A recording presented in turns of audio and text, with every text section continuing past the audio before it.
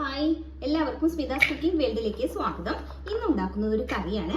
ചക്കക്കുരു വെച്ചിട്ട് ഒരു മസാലക്കറിയാണ് ഉണ്ടാക്കുന്നത്. അപ്പോൾ ചക്കക്കുരുവിൻ്റെ തൊലിയെല്ലാം കളഞ്ഞ് ചെറിയ കഷ്ണങ്ങളാക്കിയിട്ട് ഞാൻ മുറിച്ചെടുത്തായിരുന്നു.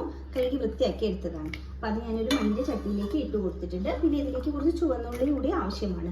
അതും തൊലിയെല്ലാം കളഞ്ഞതിന് ശേഷം നീളത്തിൽ അരിഞ്ഞെടുത്തിട്ടുണ്ട്. അതും ഈ ചക്കക്കുരുവിൻ്റെ കൂടെ ഇട്ട് കൊടുക്കാം.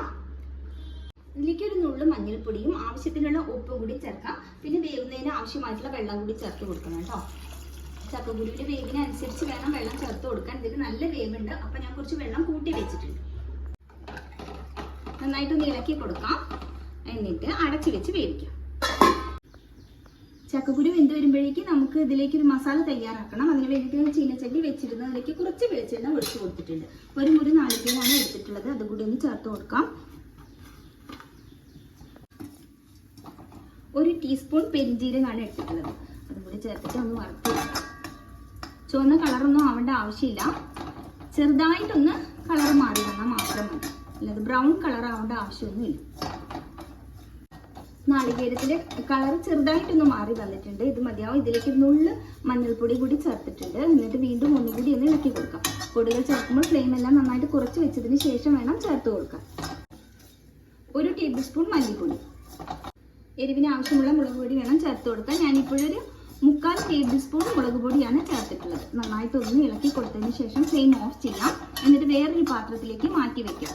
ചൂടാറിയതിന് ശേഷം അരച്ചിട്ടെടുക്കണം. ചക്കക്കുരു എന്തായാലും തുറന്ന് നോക്കാം. നല്ല പാകത്തിന് വെന്താണ് ഇരിക്കുന്നത്. ചെറുതായിട്ടൊന്ന് ഉടച്ചു കൊടുക്കാം.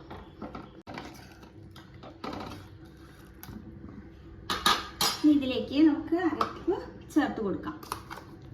ചൂടാറിയതിന് ശേഷം ഞാൻ അരച്ചു വെച്ചിരുന്നു കേട്ടോ. എന്താ കണ്ടില്ലേ? ഇത് എല്ലാം ഇതിലേക്ക് ചേർത്ത് കൊടുക്കാം.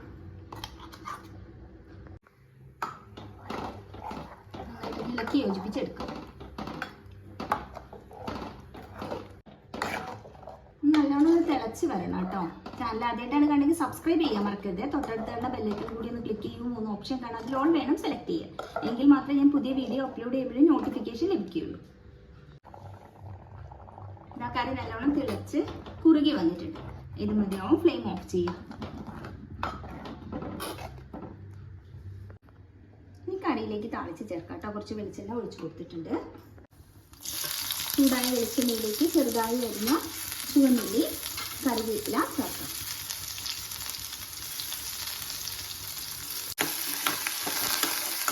ചോറിൻ്റെ കൂടെ നല്ല കോമ്പിനേഷൻ ആണ് കേട്ടോ. കറിയിലേക്ക് ചേർത്ത് കൊടുക്കാം. ഇളക്കി യോജിപ്പിച്ചെടുക്കാം. വളരെ സിമ്പിൾ ആയിട്ടുള്ള ചക്കക്കുരു മസാലക്കറി റെഡി. നല്ല ടേസ്റ്റ് ആണ് കേട്ടോ. എന്തായാലും ഇത് ട്രൈ ചെയ്ത് നോക്കണേ. വീഡിയോ ഇഷ്ടമായാലും ലൈക്ക് ചെയ്യാനും ഷെയർ ചെയ്യാനും കമൻറ്റ് ചെയ്യാനും ഒന്നും മറക്കരുത്.